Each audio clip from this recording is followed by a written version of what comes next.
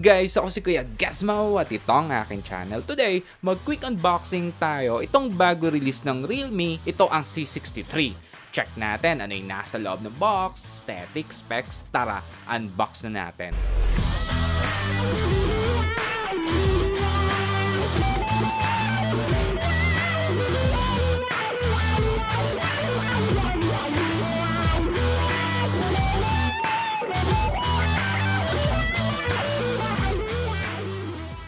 Bago sa unit, check muna natin ano ang nasa loob nitong box. Dito sa manipis na box, itong SIM ejector, itong quick guide at safety guide, freebie na phone case. Ganito ang itsura pag nakasuot.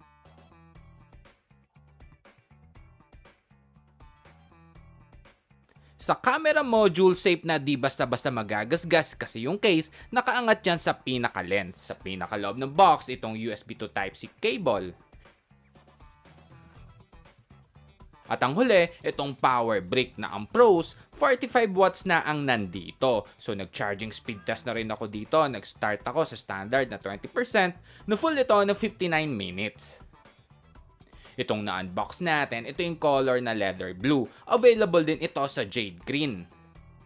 Ganito ang appearance ng texture sa indoor. Yung back panel design, leather textured. Ako, nagagandahan ako dito. Mas hindi yung kapitan sa smudges. Yung likod na yan, made of silicone polymer. Tapos yung frame, plastic lang din yan, guys. Next, boot on na natin.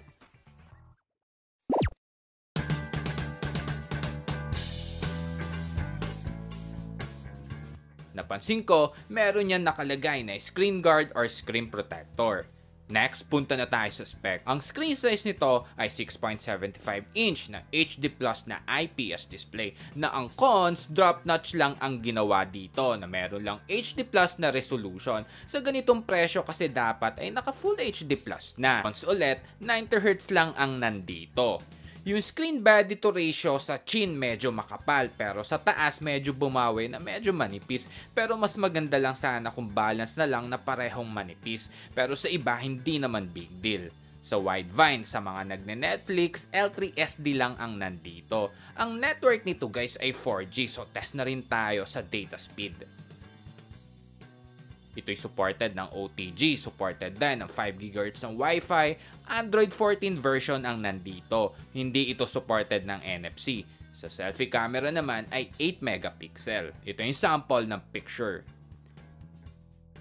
Itong na-unbox natin, ito yung 8256 na variant na sa ngayon, for sale ito ng 8,199 pesos. Pero mas mura sa Lazada ng 7,799 pesos sa Realme official store. Pero minsan mas mababa kung merong voucher at naka-sale. Yung 8GB RAM nito guys, meron yan memory extension na plus 4, 6 at 8. Na ang cons, yung flash memory nito ay eMMC lang. Ang main shooter nito ay 50 megapixels sa 1080p. Di ko na sinama yung ibang lens kasi para sa akin yung AI at QVGA ay decoration lang yan. Yung LED flash nito linagay din sa camera module para magmukhang camera. Sa akin wala naman negative dito. Ito naman ang sample ng pictures. So meron tayo dito sa indoor, outdoor at low light. Pag sinelect mo itong 50 megapixel mode, mapapansin nyo mas magiging madim yung quality ng picture.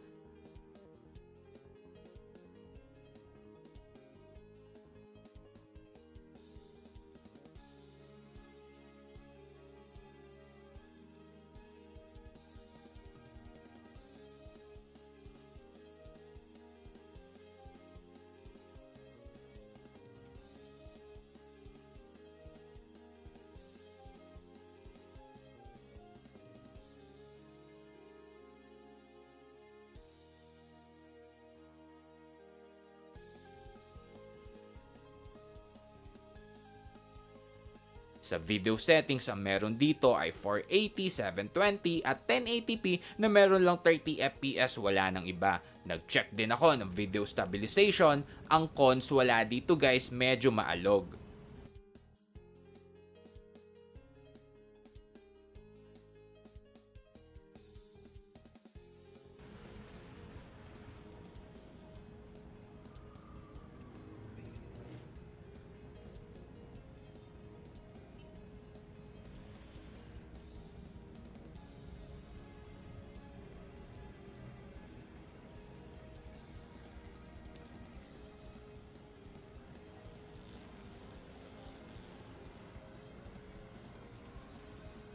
Ito yung sample na smartphone na meron stabilization para may comparison lang tayo.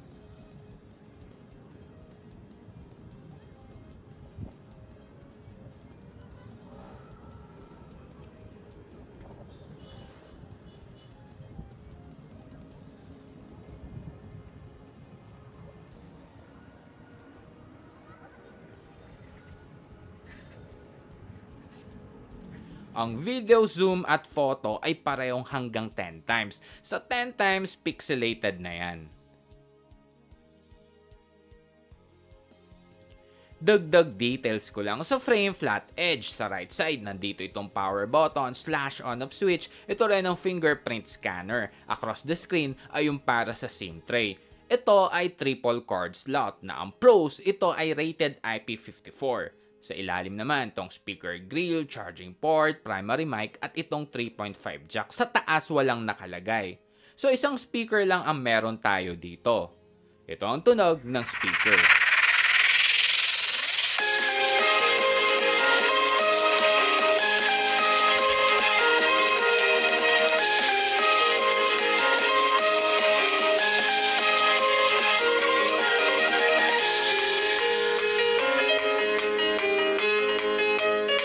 Napansin ko medyo mataas yung treble. Ang chipset nito ay Unisoc T612 na octa-core na ang performance score ay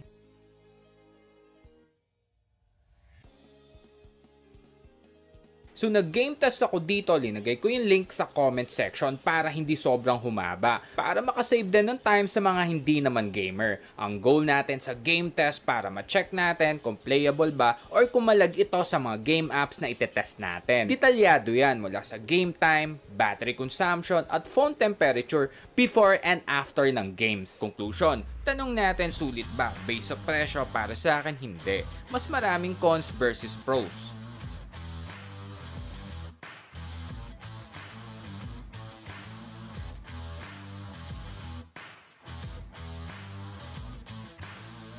So yun lang guys, hanggang sa mga susunod na unboxing. Ako si Kuya Gizmo, peace.